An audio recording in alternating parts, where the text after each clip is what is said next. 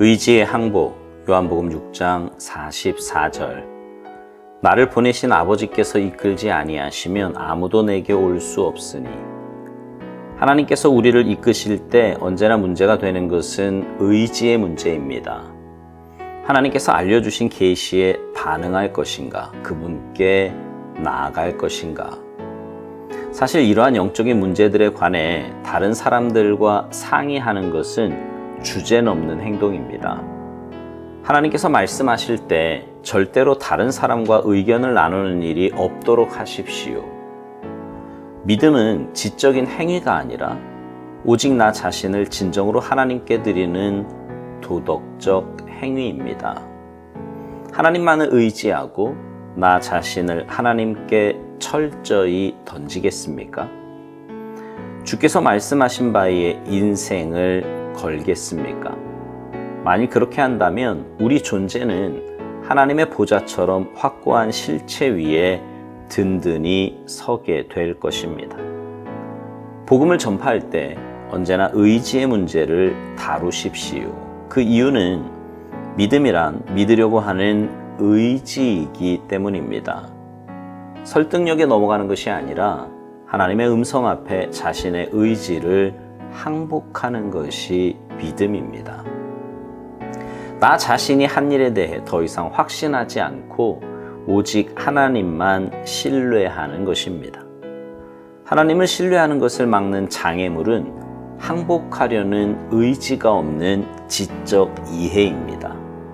감정이 가는 대로 따르는 것은 가장 무모한 것입니다. 믿기 위해 의지해야 하고 과거의 가치관과 습관에서 나 자신을 분리시키려는 뼈를 깎는 수고가 있어야 하며 동시에 나 자신의 모든 것을 하나님께 맡겨야 합니다. 모든 사람들은 자신의 한계에서 벗어나야 합니다. 이 한계에서 벗어나도록 나를 이끄시는 분은 하나님이십니다. 하나님과 나의 관계는 지적인 것이 아니라 무엇보다 인격적인 것입니다. 하나님의 기적에 이끌려 우리는 하나님과 관계를 갖게 되는데 이때 우리는 믿으려는 의지를 행사해야 합니다. 그러면 우리는 하나님과 어떤 관계를 맺었는지 알게 되고 그 엄청난 기적을 지적으로도 이해하기 시작합니다.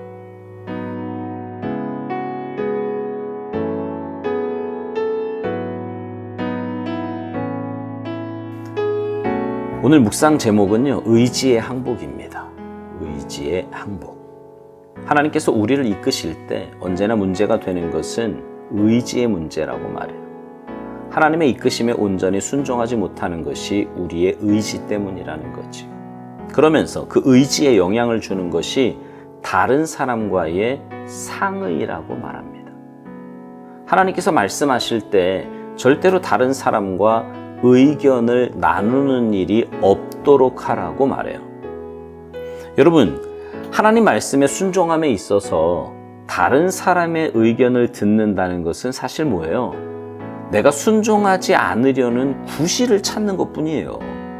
생각해 보세요. 하나님은 말씀을 통해서 분명히 당신의 뜻을 우리에게 가르쳐 주셨어요. 그리고 우리는 압니다. 뭘 해야 할지, 또 뭘 하지 말아야 할지 잘 안다 말이죠. 예를 들어 하나님의 것을 하나님께 드리는 것, 무슨 의논이 필요합니까?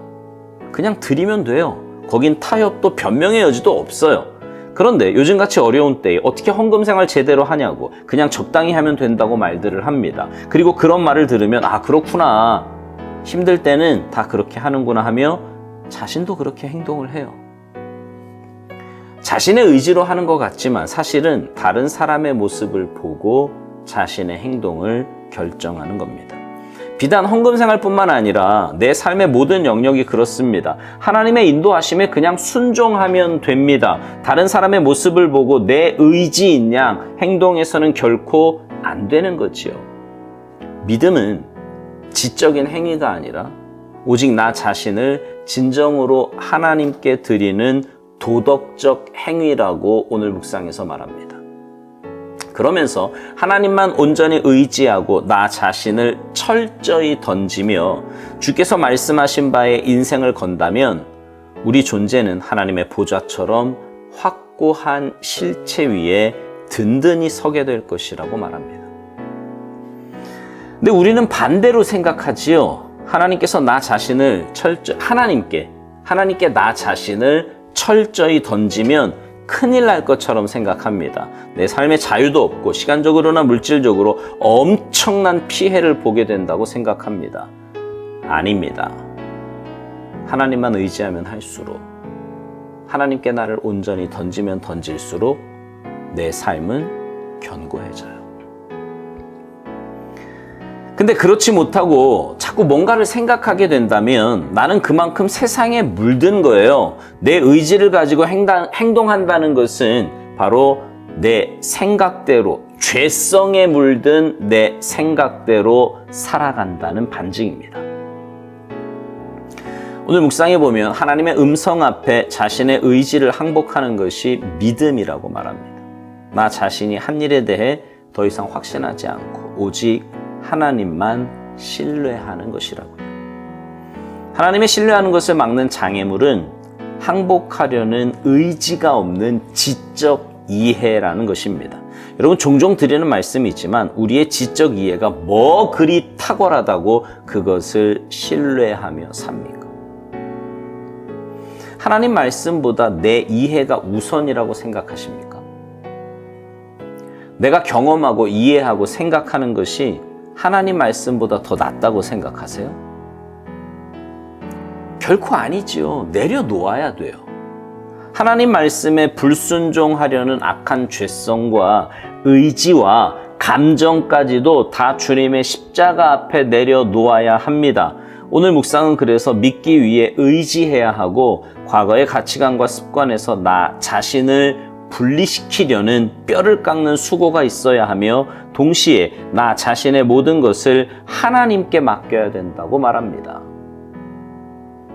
맞습니다. 죄로 물든 가치관, 습관, 행동, 생각과 감정까지도 하나님의 말씀 앞에서 철저하게 검증받아야 합니다. 그리고 주님의 보혈로 씻김받아 내게서 지워내야 합니다. 그럴 때 하나님께 내 모든 것을 맡길 수 있어요. 주님만 더 의지하게 됩니다. 묵상 마지막에 보면 이런 말이 있어요. 모든 사람들은 자신의 한계에서 벗어나야 하는데 이 한계에서 벗어나도록 나를 이끄시는 분은 하나님이시라고요. 하나님과 나의 관계는 지적인 것이 아니라 무엇보다 인격적인 것이라고 말합니다. 맞습니다. 인격적으로 주님과 관계를 맺어야 주님 말씀이 내 삶에 실제로 다가옵니다. 그리고 말씀이 내 삶에 실제로 다가올 때 역사는 일어나요. 그리고 그 역사에 의지로 반응을 보일 때 지적으로도 이해하기 시작한다고 묵상에서 말합니다.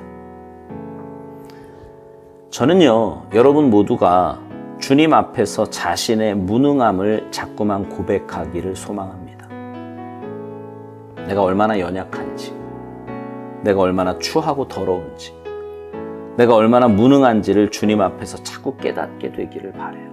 그래서 내 의지로 뭘 하려는 것이 아니라 내 의지는 하나님 말씀에 순종하는 데만 사용하고 불순종으로 가려고 하는 내 모습에 대해서는 철저하게 쳐서 복종시키며 살 수 있기를 바랍니다. 그래서 그렇게 나약한 내 모습 그대로 주님 앞에 나아가 주님의 도우심과 인도하심을 구하고 주님의 인도하심에 믿음과 의지로 온전히 반응하여 참된 그리스도인의 삶을 살아가는 여러분 모두가 되시기를 주님의 이름으로 축복합니다. 아멘.